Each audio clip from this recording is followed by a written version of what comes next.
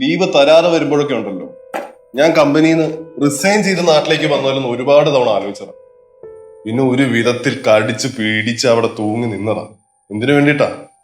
കല്ലൂനും ലച്ചുവിനും നാളെ നല്ലൊരു ഭാവി ഉണ്ടാവാൻ വേണ്ടി.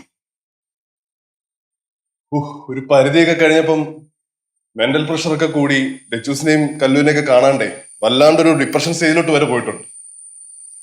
പിന്നെ അമ്മൂമ്മയ്ക്ക് അറിയാമല്ലോ, ഞാനിവിടെ വാങ്ങിയിരിക്കുന്ന സ്ഥലം ലച്ചുവിന്റെയും എന്റെയും പേരിലാണ്.